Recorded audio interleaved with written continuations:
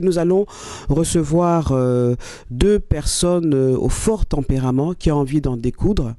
Il s'agit de Laurence Ndong qui vient de publier ce livre aux éditions de l'Harmattan. Gabon, pourquoi j'accuse, un livre préfacé par Dominique Kounkou, et de Dieudonné Tahirou Aperano qui est secrétaire fédéral du Parti démocratique gabonais en France. Laurence Ndong, bonjour à nouveau. Bonjour Eugénie et merci encore. Monsieur Aperano, bonjour à vous également. Bonjour Eugénie. Alors, je vais commencer par vous, Laurence Ndong. J'aimerais vous demander, pour commencer, pourquoi vous avez publié ce livre, Gabon, pourquoi j'accuse? Et vous accusez qui? Merci Eugénie pour de me poser la question. Donc, Gabon, pourquoi j'accuse? Évidemment, ce j'accuse renvoie à Émile Zola, donc dans l'affaire Dreyfus. Alors, on me demande souvent qui j'accuse, mais il n'y a pas que des qui à accuser, on peut aussi accuser des quoi.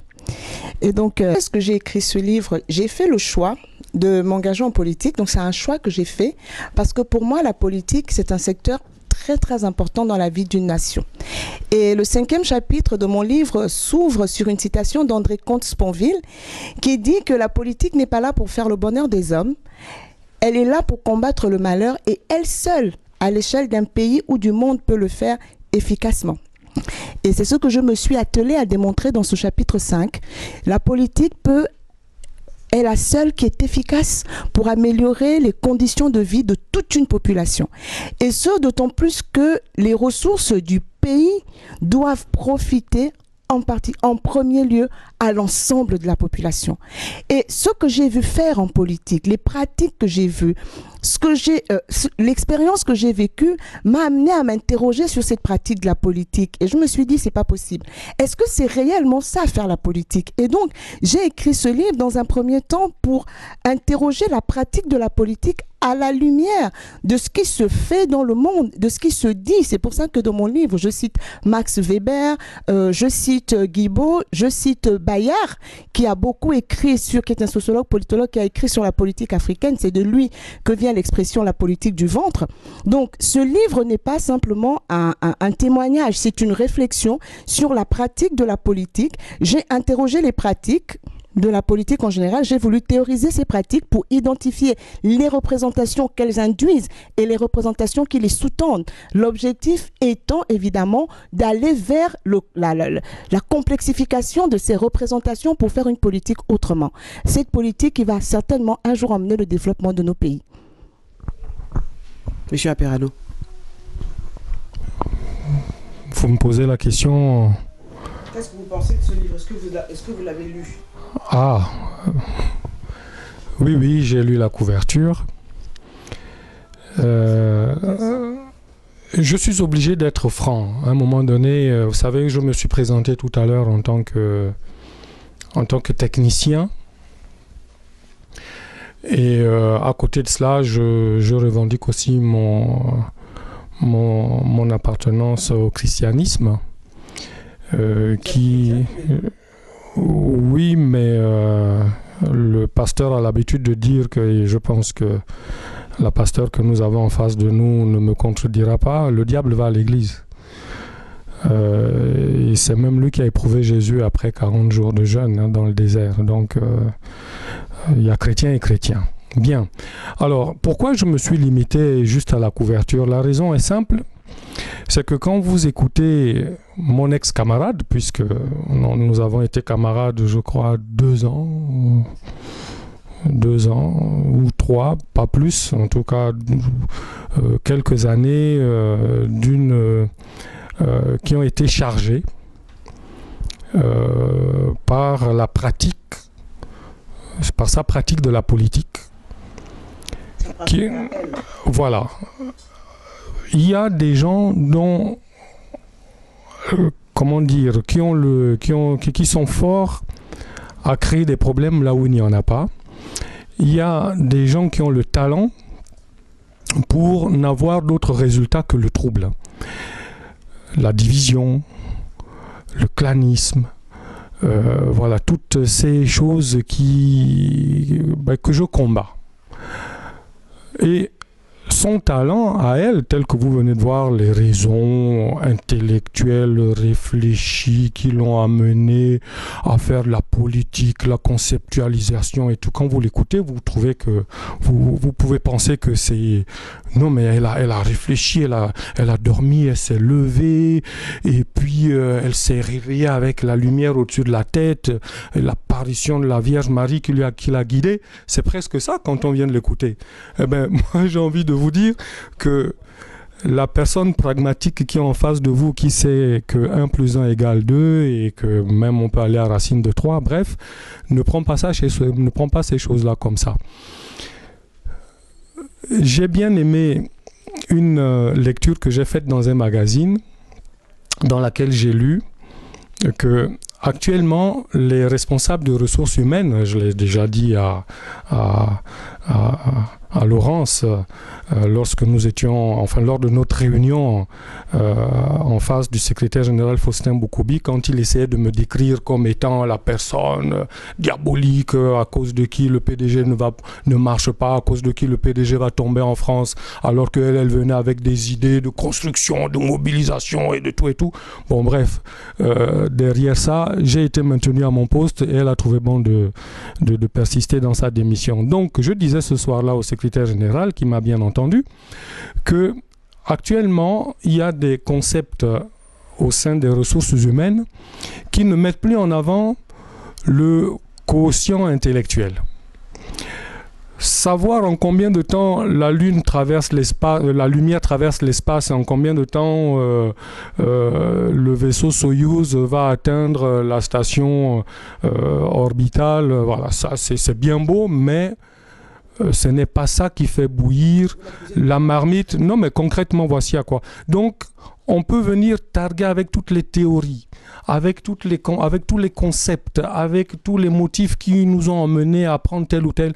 Mais quand la motivation à l'intérieur est une motivation, comment dire, dénuée de valeur et qui n'aboutissent qu'à des conflits, jusqu'à ce que, comme vous avez pu le remarquer depuis que nous sommes dans cette salle, nous ne nous sommes pas approchés à moins de 3 mètres. C'est exceptionnel de la part d'une femme d'église qui est pasteur et qui est capable de nourrir une haine, on peut appeler ça comme ça, une haine qui fait en sorte... Ah mais complètement. Vous regardez, ah mais complètement, je l'ai déjà vu à plusieurs événements que j'ai organisés, auxquels elle a participé. Le 15 août dernier, en marge, enfin pour l'événement qui nous a rassemblés autour du secrétaire général, comme je vous l'ai dit, qui a essayé de faire une conciliation. Le lendemain, nous avions l'événement avec le secrétaire général et 10 autres personnalités qui ont fait le voyage pour Paris. Mais ma camarade, puisqu'elle était encore... elle avait un regard duquel elle ne s'est jamais départie depuis des années. Voilà. Donc, quand on m'a parlé du livre, je savais très bien ce qu'il y avait dedans, puisque j'ai vécu avec cette dame dans la fédération PDG de France pendant 3 ans. Je savais très bien de quoi il en retournait. Et quand j'ai reçu des appels pour me dire fédéral, vas-y, prends la page un tel, et que j'ai reçu même des mails en copie de personnalités du Gabon qui disaient mais Laurence, comment tu peux écrire ça, moi qui t'ai donné la chance, moi qui t'ai ouvert les portes. J'étais en copie, je lisais tout ça, je me suis dit bon, alors ce n'est ni une œuvre politique, ce n'est ni une œuvre intellectuelle, ce n'est ni une œuvre scientifique, c'est un livre de haine, voilà, et donc à partir de là je n'ai pas cru bon le lire, voilà. Je viens dans mon livre de citer André Comte-Sponville. Je suis profondément chrétienne, je suis pasteur, en effet. Et vous savez, pour certaines personnes, les autres sont des miroirs. Et M. Aperano vient de confirmer ce que j'ai écrit dans mon livre quand j'ai dit qu'ils sont habitués à des façons de fonctionner telles qu'ils voient dans les autres ce qu'ils sont eux-mêmes, ce qu'ils pensent eux-mêmes. Ils sont si peu réflexifs qu'ils n'imaginent pas que d'autres personnes puissent fonctionner différemment. Je viens de citer André Comte-Sponville, mais André Comte-Sponville était athée. il ne partage pas mes convictions religieuses, mais ça ne m'empêche pas de le lire. Nous sommes ici nous sommes dans un débat, je pense qu'on est entre intellectuels, puisque M. Aperano est supposé être ingénieur. Comment peut-il se présenter à un débat sur un livre qu'il n'a pas lu? C'est pour moi un manque d'honnêteté intellectuelle flagrant. On ne peut pas, même si on estime que l'on a une idée négative, alors allons savoir de quel côté donc est la haine. De quel côté est la haine? On ne peut pas juger un livre que l'on n'a pas lu. C'est de la malhonnêteté intellectuelle et c'est exactement ces façons de faire que je reproche justement dans la politique. C'est que je suis arrivé au Parti démocratique gabonais, il ne me connaissait pas. Il vient de vous dire qu'il ne me connaissait pas avant. Mais il vous dit que partout où je vais, je crée des conflits. Où ailleurs m'a-t-il rencontré en dehors du Parti démocratique gabonais? Je préside des associations qui depuis des années fonctionnent et ont pignon sur rue à Paris. Le VEDEP que j'ai mis en place en 2012 à Paris a organisé chaque année un colloque à l'occasion de la Journée internationale des veuves et pas dans des moindres endroits et pas parrainé par n'importe qui. Le 17 juin prochain, nous aurons encore notre colloque annuel au Palais du Luxembourg, parrainé par Madame Anne Larcher, sénatrice de Seine-et-Marne. Donc je pense que pour une personne qui crée des conflits mais qui a des associations, j'ai l'association Joseph que j'ai mise en place pour la promotion de l'éducation et de la formation en dehors du PDG, qui emmène des livres au Gabon. Mon association, le VEDAP, cette année 2015-2016, a scolarisé 55 orphelins en Centrafrique. Donc moi, je suis une femme de terrain. À quel moment, le seul endroit où je n'ai pas été le bienvenu, c'est au Parti démocratique gabonais, comme lui-même l'a dit tout à l'heure, parce que mon arrivée a été vue comme arrachant des promotions à celles qui estimaient qu'elle les méritait de droit. Et lui-même qui est là m'a vu arriver comme une concurrente à son poste de fédéral. Je vais prendre un exemple. Je n'ai jamais, Monsieur Aperano, si vous aviez lu mon livre, vous auriez su que vous avez parlé, Monsieur Aperano, dans la politesse qui est la mienne, je me suis tue. Étant bien élevé, je me suis tue quand vous avez parlé. Je pense que, aussi courtois que vous êtes et aussi bon chrétien, vous n'êtes pas le diable qui va à l'église. Donc, dans ce cas, vous êtes capable d'écouter parce que la Bible dit aussi d'être lent à parler. Voilà. Quand vous parlez, j'écoute. Le minimum, vous écoutez. Donc, voilà. J'étais... voilà, j'ai même perdu ma pensée. Je vais finir ce que j'étais en train de dire. Voilà, donc Monsieur Aperano, je vais rappeler la réunion du 26 mai 2012, réunion à laquelle justement on parlait de faire le recensement des militants PDG en France, parce que il faut le dire, le chiffre de 2000 est faux. Je le dis dans mon livre et je l'ai toujours. Il est faux parce que, ayant moi-même été au Parti démocratique gabonais, M. Aperano n'a jamais été capable de fournir les 2000 fiches d'adhésion. Et lorsque nous nous sommes réunis avec M. Alain-Claude Bilé-Binzé, qui était porte-parole du président de la République à l'époque, pour organiser un événement, et que M. le porte-parole lui a demandé de fournir une liste de militants, il n'a pas été capable de la fournir. Donc moi, je parle sur des faits. Et j'ai des dates où ces faits se sont déroulés. M. Aperano, sur une de mes propositions, m'a menacé devant tout le monde en me disant qu'il me voyait venir clairement. Je voulais son poste de fédéral.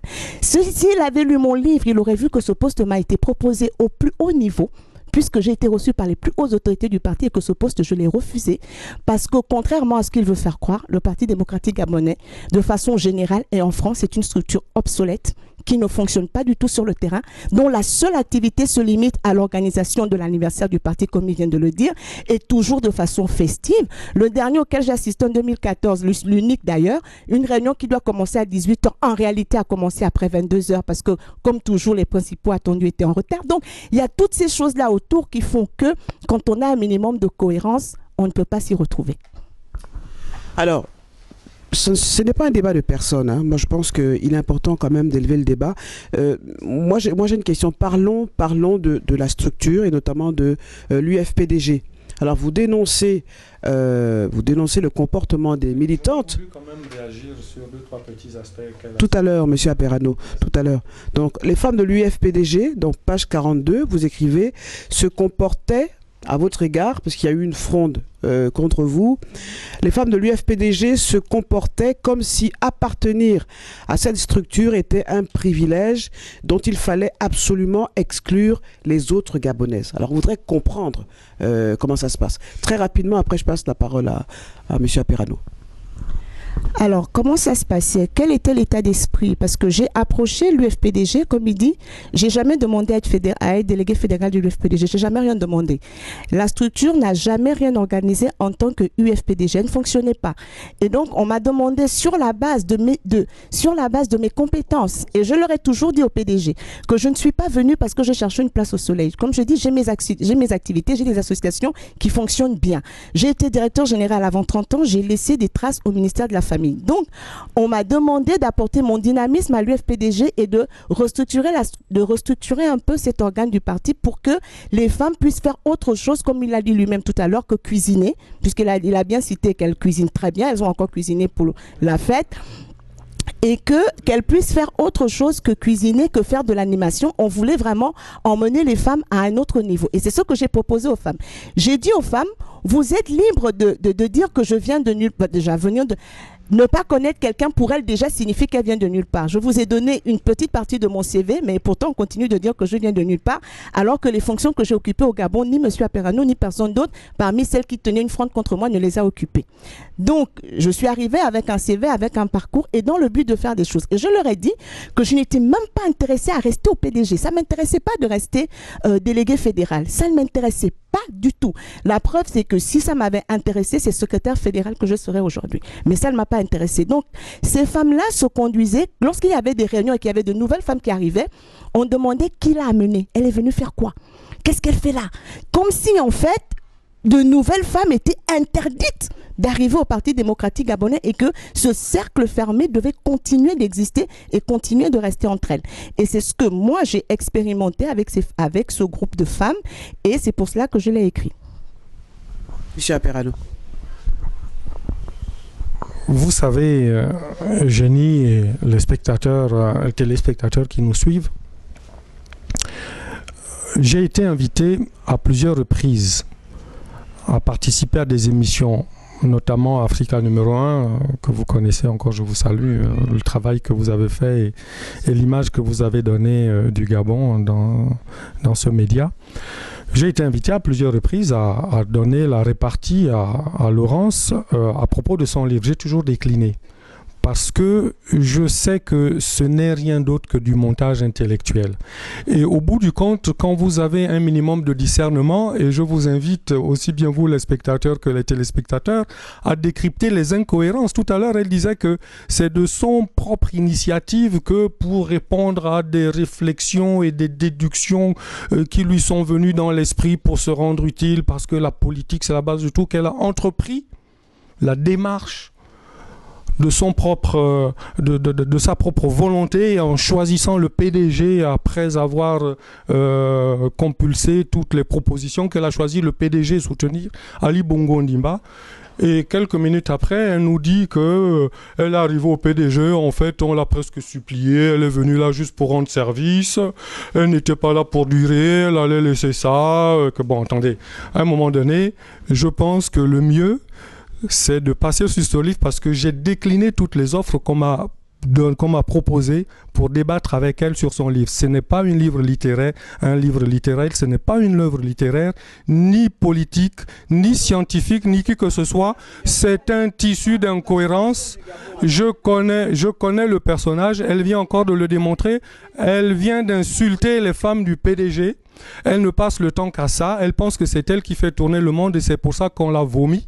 C'est pour ça qu'elle n'a jamais été acceptée. Beaucoup de femmes ont dit qu'elle a de la valeur, elle a un CV, elle a des références, on peut peut-être lui donner sa chance, mais à chaque fois, comme je vous ai dit tout à l'heure, ce n'est pas le QI qu'il faut mettre en avant, c'est le QE, c'est-à-dire le quotient émotionnel. Ça veut dire quoi le quotient émotionnel? Que vous sachiez qu'est-ce que fait racine de 3 sur 2 multiplié par 10 divisé par 1, on s'en fout. Comme la dernière chemise, que vous connaissiez les formules mathématiques qui vous conduisent jusqu'à Mars, ça n'est valable que pour faire voler la fusée Ariane, et encore c'est réservé à une élite, mais faire cohabiter des personnes dans une entreprise, faire régner une atmosphère de cohésion, une atmosphère dans laquelle les gens puissent travailler en paix, en toute efficacité, là est la qualité qu'on recherche chez un manager. Et vous avez ici quelqu'un qui ne passe son temps qu'à mettre en avant son parcours, sa connaissance, ses réflexions, ses machins, par rapport aux autres femmes du PDG qui ne sont bonnes qu'à faire à manger, à suivre des schémas qu'elle dénonce, desquels elle veut sortir. Bon, voilà. Donc, moi, je propose qu'on rentre dans le vif du sujet. Ce livre, ce n'est pas une œuvre littéraire, ce n'est pas une œuvre scientifique, ce n'est pas une œuvre politique, c'est un tissu de haine et de mensonges. Voilà mon avis là-dessus. Il est beaucoup question de la situation du Gabon et de ce que vivent les Gabonais dans ce livre. Alors, page 110, du côté du parti au pouvoir. Alors, si j'avais su que je venais pour le livre, je vous assure que j'aurais décliné. Non, mais je parle des... Monsieur Aperano, je parle des statistiques, je parle du malaise gabonais. Donc, on est là pour parler des Gabonais. Vous êtes tous les deux Gabonais, nous sommes Gabonais. Et ce qui est important, c'est qu'on parle du Gabon et des Gabonais en particulier. Alors, je vous cite Laurence Ndong, page 110. Est-ce que c'est parce qu'on est encarté au Parti démocratique gabonais qu'on ne peut pas être scandalisé quand son président de la République et président de son parti, se retrouve à l'aéroport pour accueillir un footballeur international, fût-il le meilleur du monde, et que, bafouant toutes les règles du protocole, ce président de la République se retrouve transformé en chauffeur? Plus loin, est-ce que c'est parce qu'on est encarté au Parti démocratique gabonais qu'on n'a pas le droit de s'insurger quand on réalise que 55 ans après les indépendances, le nombre d'élèves qui réussit au baccalauréat ne dépasse pas les 20%. Il était de 18,5% en 2015. Comment peut-on se divertir avec un système scolaire dont le rendement est si faible? Là, ce sont des chiffres. C'est la situation que vivent les Gabonais. Qu'est-ce que vous répondez à cela? Écoutez, sur le premier point concernant la proximité entre le président et Léo Messi, puisque c'est de lui qu'il s'agit, j'aime autant vous dire que je ne suis pas de l'avis de ceux qui se sont insurgés. Tout simplement parce que j'aurais aimé être à la place du président, comme beaucoup d'autres. Bon, bien évidemment, ceux qui cherchent la petite bête, on trouvera... Oui, bien sûr. Mais regardez, il y a deux poids, deux mesures. Là intervient, comment dire, l'image qu'on a auprès des gens. J'ai Roland Courbis, qui est un entraîneur, puisque nous sommes dans le football. Hein. Je prends Laurent Courbis, que j'ai suivi un jour dans une émission de football, et qui dit, vous savez, j'ai tellement mauvaise presse aujourd'hui que si Claudia Schiffer passe aujourd'hui, je passe là, et que je dis, wow, quelle belle femme, il disait qu'on allait l'accuser d'être vicieux. Alors que si quelqu'un d'autre trouvait que Claudia Schiffer était jolie, on allait dire qu'il avait bon goût. Voilà. Pour dire quoi? Barack Obama, je l'ai vu dans une vidéo sur YouTube. Bon, à bras de chemise, en train d'aller dans un McDo, faire des courses et retourner dans son bureau. Mais sauf que c'est quand même le président de la première puissance mondiale sur le plan économique. Hein. C'est le président. Encore pire, le président de la première puissance économique, il demande à ses secrétaires, qu'est-ce que vous mangez? Comme un valet, à bras de chemise, il sort dans la rue, il va au McDo du coin, il achète, il revient, il leur sert, comme un serviteur. Voilà. Et ça n'a servi personne, on ne l'a pas taxé de valet, on ne l'a pas taxé de noir de service, parce que ça aurait pu. Ali Bongo, il vient, il prend le... Les Américains vivent beaucoup mieux que les Gabonais. Question d'image. Le Gabon est quand même... Mais pour autant, donc on ne doit plus... L'un des pays les plus riches. Pour autant, on ne doit plus se divertir. Pour autant, il faut arrêter le football au Gabon parce qu'il y a la souffrance. Pour autant, il ne faut pas construire les stades de football parce que nous manquons d'hôpitaux. Parce qu'il faut qu'on... Non, à un moment donné, il faut bien se dire que le monde est fait de beaucoup de choses, y compris celles les plus anecdotiques. Donc, ne faisons pas un procès là où on n'a pas besoin de faire un procès. Je pense que là, c'est encore un sujet sur lequel les opposants ont trouvé moyen de se gargariser, mais voilà, c'est une tempête dans un verre d'eau. Le deuxième sujet, le système scolaire. Écoutez, Eugénie, je crois quand même que le résultat en question, les 18% de réussite au bac, ou les 81,5% d'échecs, ne sont pas dus à un manque de financement. Ce n'est pas dû à un détournement d'argent. C'est dû à quoi? C'est dû à des grèves. C'est dû au fait que les élèves n'ont pas été suffisamment scolarisés dans l'année. Voilà. Donc, les grèves sont-elles du fait du président? Sont occasionnées par des revendications, très bien. Mais ce sont des grèves politiques. Tout le monde le sait très bien. Les enseignants, le corps enseignant est un corps instrumentalisé par l'opposition. Vous le savez très bien. Ce sont des leaders d'opposition qui viennent mener grève. Ah non, mais Tom, laissez-moi aller jusqu'au bout. Parce que quand vous voyez, bon, c'était pas la même année, mais quelques mois après, quand même, le président procède à une revalorisation conséquente, 30%. 30%, j'ai une Française ici, 30% d'augmentation de salaire, ce n'est pas rien. 30% d'un coup. On vous donne 30% d'augmentation de salaire au-delà de ce que vous avez demandé. Quand vous faites grève derrière, c'est qu'il y a un minimum, il faut aller consulter. Il y a de la mauvaise foi. Il y a même comment dire, mais de la sorcellerie, il faut appeler ça comme ça, puisque nous sommes dans le contexte gabonais. C'est de la sorcellerie que d'être dépositaire du savoir qui va enrichir la prochaine génération pour en faire des personnes qui vont tenir ce pays, confisquer ce savoir pour des revendications personnelles et injustifiées. Comment dire, condamnant ainsi toute une génération pour des raisons politiques.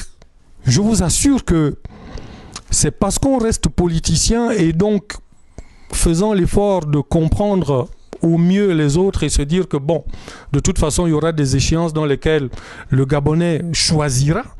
Mais quand vous êtes en face, c'est ce que j'appelle une ignominie de cette ampleur, donc au niveau national, eh bien, qu'est-ce que vous voulez que je vous dise? On ne va pas condamner Ali Bongo Ondimba. Pourquoi? Parce qu'il y a des gens qui ont décidé de faire grève pour des avantages personnels. Voilà ce que j'en pensais. Laurence, donc, alors... Un petit dernier mot. Au passage, la camarade Laurence, donc, qui était pédégiste, il y a encore 12-15 mois, elle soutenait mon point de vue. Bon, maintenant, puisqu'on a changé de quand on se fait une lobotomie du cerveau, on retourne tout ça. Mais bon, elle soutenait, elle faisait mieux que moi. Elle faisait des conférences dans lesquelles elle soutenait Ali Bongo Ondimba avec beaucoup de verve. Alors, je ne sais pas, à un moment donné, il y aura peut-être concurrence. Mais bon, je ne pouvais pas, comment dire, relever ce petit point d'ironie de la situation. C'est juste pour savoir si le micro marche, là. Parce que... Ça module pas. Tu es sûr? Ok. Tu es sûr, hein? Parce que je ne vois pas... Même par précaution. Je vais... Seigneur Dieu. L'honnêteté intellectuelle veut que... Je venais débattre du livre, hein? On vient débattre du Gabon. Voilà. Je voulais... déjà décliner toutes les invitations qu'on m'a faites à propos de ce livre. Parce que quand on n'a pas d'argument, quand on n'a pas lu un livre, on n'a pas d'argument plausible pour le contrer. Et le plus aisé, c'est d'attaquer l'auteur et d'essayer de dénigrer l'auteur. Tout à l'heure, je veux juste lever une équivoque. Il a parlé d'incohérence. J'ai dit non. J'ai adhéré volontairement au PDG et je venais pour travailler au niveau de la formation et de l'éducation. S'il avait lu mon livre, il aurait vu, parce que c'est écrit à la page 33, où j'ai dit que j'avais décliné la proposition du secrétaire fédéral d'intégrer l'Union des femmes quand il me l'a proposé en 2010 déjà, et que, m'appuyant sur mes compétences professionnelles, je voulais travailler à l'éducation, à la formation des militantes et militants, et à ce sujet, j'avais déjà réfléchi et élaboré des modèles de formation. Donc, adhérer au PDG, c'est une chose, être à l'UFPDG en est une autre. Donc, l'UFPDG n'était pas mon choix. Bref, qu'à cela ne tienne, nous parlons de l'éducation. Et lorsque M. Aperano dit que j'ai soutenu ses points de vue, je ne pense pas, puisque les conférences que j'ai faites, je présentais le plan stratégique Gabon émergent, puisque justement au niveau du PDG, j'ai essayé d'élever le débat au niveau des idées, parce que comme vous avez pu le constater, Eleanor Roosevelt disait, les petits esprits discutent des gens. Les grands esprits discutent des idées, les petits esprits discutent les moyens des événements et les petits des gens. Donc, on ramène toujours au niveau des gens. J'ai voulu élever le niveau. Donc, je ne me souviens pas d'une conférence à laquelle je me suis retrouvée avec M. Aperano où j'ai défendu le point de vue qu'il vient de défendre que je trouve scandaleux. Je suis enseignante, j'ai enseigné au Gabon et dans mon livre, s'il avait lu, il aurait vu que je donne des statistiques qui sont des statistiques mondiales, qui viennent de la Banque mondiale, qui viennent du FMI, qui viennent même de la stratégie d'investissement humain du Gabon, qui est un rapport qui a été demandé par le président Ali Bongo et qui a été réalisé par le cabinet McKinsey. Et que par rapport à toutes ces données, surtout par rapport à celles de la Banque mondiale, le Gabon aujourd'hui a le système éducatif qui a le rendement le plus faible au monde. Non seulement le taux de réussite au bac était de 18,5%, mais je tiens à dire ici à tous les spectateurs que depuis que le baccalauréat s'organise au Gabon, le taux de réussite n'a jamais excédé les 30%. Et ce taux de réussite a été le plus bas encore en 2015 puisque nous sommes descendus en dessous de 20%. J'en arrive aux raisons. Les raisons, ce sont les conditions d'enseignement et d'apprentissage. Les enseignants ne grèvent pas parce qu'ils sont des sorciers. Les enseignants ne grèvent pas parce qu'ils sont de mauvaise foi. Une fois de plus, dans ce livre, et ce sont les résultats de mes travaux de thèse, et cette thèse, je l'ai soutenue en 2008, en novembre, donc on ne peut pas me faire dire que j'ai dit le contraire de ce qu'il y a dans ma thèse qui a été publiée, et que j'ai écrit dans un livre qui a été publié dans une maison d'édition de qualité, préfacé de surcroît par un avocat. Donc on ne peut pas accuser tous ces gens de préfacer un livre qui n'en vaut pas la peine, de publier un livre qui n'en vaut pas la peine. Au Gabon, aujourd'hui, pour un pays qui compte 1,5 million d'habitants, l'effectif moyen par classe dans les grandes villes, Libreville, Port-Gentil, où moi j'ai été, où je suis allée dans les établissements scolaires, où j'ai compté le nombre d'élèves par liste, parce que j'ai demandé au chef d'établissement de me mettre à disposition les listes des élèves, la moyenne d'élèves par classe est de 100 élèves. Au primaire, c'est pareil. On a 100 élèves en classe. Quel enseignement peut-on dispenser? Je prends l'enseignement scientifique qui est le mien. Je suis professeur de sciences. J'ai enseigné au Gabon. Ici en France, je suis encore professeur. Quand je n'ose même pas dire à mes collègues en France que dans mon pays, en seconde, en première S, j'avais 77 élèves. Parce que c'est... Et ça, ce ne sont pas les enseignants qui l'ont créé. Quel enseignement vont-ils dispenser? Nous formons des générations d'élèves qui ont des bacs soi-disant scientifiques, mais qui n'ont jamais vu une éprouvette, qui n'ont jamais vu un Erlenmeyer, qui n'ont jamais vu une pipette, qui n'ont jamais réalisé de travaux pratiques parce qu'il n'y a pas de salle de travaux pratiques dans tous les établissements scolaires du Gabon. Là où il y en avait un peu, au lycée Nelson Mandela par exemple, il y a un laboratoire, etc. Ils ne peuvent pas faire de TP parce que dans un laboratoire de TP, on n'admet pas plus de 12 élèves. Donc, quand vous avez une classe de 100 élèves, vous faites combien de groupes de 12 et vous faites des TP combien de fois dans l'année? Aujourd'hui, en discutant avec mes collègues que je suis allée rencontrer sur le terrain, vous savez comment nos enfants sont évalués au Gabon? Quand un enseignant a 100 élèves par classe, je prends l'exemple des professeurs de sciences de la vie et de la terre, donc que je cite dans mon livre, ils ont droit à 18 heures. Leur service hebdomadaire, c'est de 18 heures devant les élèves. Donc, ça leur fait, comme ils n'ont plus de travaux pratiques, donc tout le monde a 2 heures. Parce qu'en général, c'est 2 heures de cours et 1 heure de travaux pratiques ou 1 heure et demie de travaux pratiques selon les niveaux. Ils ont 9 classes à 100 élèves. Donc, lorsqu'ils font un seul contrôle, ils ont 900 copies à corriger. Vous savez comment ça se passe? Les élèves n'ont plus de moyenne depuis des années. Ce que vous voyez apparaître dans le bulletin, c'est une seule note. Parce que l'enseignant fait un seul contrôle au trimestre. Et donc, ce sont les conditions d'enseignement et d'apprentissage sont mauvaises. Je vais finir avec cet exemple. Le président de la République, Ali Bongo, est allé visiter une école primaire il y a quelques semaines. Il entre dans une salle de classe et on voit bien que les élèves, sur la photo qui a circulé, que les élèves sont assis sur des tables bancs sommaires et qu'ils sont 3 sur des tables bancs où ils auraient dû être 2, Mais ça n'a attiré l'attention de personne. Maintenant, il revient sur le fait que j'étais camarade. La dernière fois, j'ai suivi l'émission télévisée de M. François Hollande à la télévision et on a vu qu'il y a des Français qui en 2007 ont voté Nicolas Sarkozy. En 2012, on votait François Hollande. Et en 2017, ils s'apprêtent à voter Marine Le Pen. Pourquoi? Parce qu'on n'est pas dans une logique de conservation du pouvoir, on est dans une logique de résultat. On attend des résultats. On n'est pas derrière un individu pour le prestige de l'individu. On fait des promesses aux populations. On vient avec un programme. On attend la mise en œuvre de ce programme. Moi, j'ai soutenu l'avenir en confiance. J'ai soutenu le plan stratégique Gabon émergent. Mais après le septennat, nous sommes en fin de septennat, sur les engagements pris par le chef de l'État dans le projet de société L'avenir en confiance, seuls 30% de ces engagements ont été tenus jusqu'aujourd'hui. Il est important de faire quand même le bilan et de dire qu'on ne peut pas redonner sa confiance à une équipe qui n'a pas déjà tenu ses promesses. Alors, je ne nous insulte pas puisque nous sommes tous les trois Gabonais en disant aux téléspectateurs, aux personnes qui nous regardent actuellement que nous sommes Gabonais, nous avons peut-être baigné dans ce système que vous dénoncez. Donc, je comprends pas. Est-ce que du temps de feu Omar Bongo Ondimba, c'était mieux que du temps de Ali Bongo Ondimba? Je vais passer là le micro à... Elle peut répondre puisque c'est elle qui a emmené le sujet. Alors, j'ai envie de dire que sur certains aspects, il y avait du mieux. Il y avait du mieux, pourquoi? Au temps du père. Au temps du père, les effectifs étaient moins importants dans les salles de classe, par exemple. Moi, j'ai fait toute ma scolarité. J'ai fait ma scolarité de la maternelle en 5e année d'université au Gabon. J'ai fait une seconde scientifique, une première scientifique, une terminale scientifique. Nous étions 30 dans ma salle de classe. Et je n'étais pas dans un collège pour enfants de riches. J'étais au collège Notre-Dame de Kouaben, qui était un collège pour tout le monde, en fait. Ce n'était pas un collège d'enfants de riches. Mais pourtant, nous étions... Oui, mais allez à Kouaben aujourd'hui, même ils sont 100. Alors, ce qui est là, c'est quoi? C'est que quand le président Ali arrive avec son programme, le nombre d'effectifs augmente. Mais ce qu'on lui reproche, ce que moi je reproche, c'est quoi? C'est qu'il a suscité des espoirs, il a suscité un espoir. Moi j'ai cru, je m'attendais à ce qu'un certain nombre de choses puissent changer, parce que je ne dénonce pas pour dénoncer, je dénonce pour dire qu'on aurait pu avoir mieux. Quand je parle du divertissement, nous sommes dans un pays où on est obligé de prioriser des priorités. Nous sommes 1 million d'habitants, 1 500 000.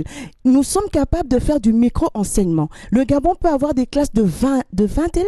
On peut avoir des classes de 25 élèves. Pourquoi aujourd'hui, en 2016, on va encore se contenter d'avoir des classes de 100 élèves? Alors que par ailleurs, dans le budget... Pourquoi vous appelez le micro-enseignement? C'est quoi? Ce que j'entends par le micro-enseignement, c'est lorsqu'on a des petits effectifs dans les classes. C'est-à-dire que lorsqu'on a des salles de classe de 10-15 élèves. Ce que je voulais dire, c'est que si on construisait suffisamment d'établissements scolaires et qu'on mettait en place, il faut construire des établissements scolaires. Il faut construire, il faut les équiper et... enseignants capables de former. Mais ça, c'est une politique sur le long terme. Ça se planifie, la politique. Je vous prends un exemple. Lorsque M. Mundonga est arrivé ministre de l'Éducation nationale, on a toujours déploré le concours d'entrée en 6e. C'est un concours qui bloquait les enfants.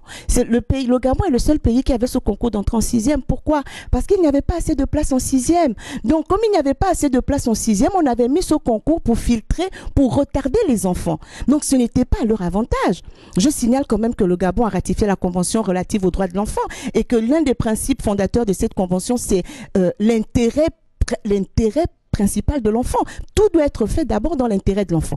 Or, ce concours d'entrée en 6e n'allait pas dans l'intérêt des enfants, puisqu'on avait des enfants qui avaient de la moyenne au CM2, qui pouvaient aller en 6e, mais qui étaient recalés par faute de place. Donc, il était souhaitable que ce concours fût aboli. Mais dans quelles conditions a-t-il été aboli?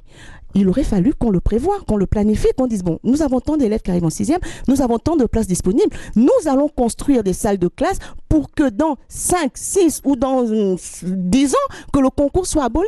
Mais le concours a été aboli du jour au lendemain et les enfants qui sont arrivés en 6e n'avaient pas de structure d'accueil. Et on s'est retrouvé avec le stade d'Angondje, les locaux du stade d'Angondje qui ont été transformés en collège pour accueillir certains élèves de 6e, etc.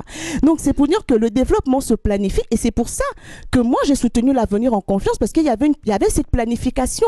Il y a des établissements qui devaient être construits.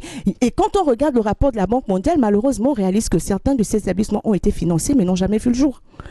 Et c'est pour ça que je dénonce, je me dis, quand on a des effectifs, on a 100 élèves par classe, pour ne rester que dans l'éducation, on ne peut pas, comme ça a été le cas entre la loi des finances de 2015 et 2016, le budget de l'éducation nationale a été baissé, le budget de la santé a été baissé de 42%, et on a accru le budget de la défense, il a accru de 19%, ça c'est la loi des finances, les documents existent.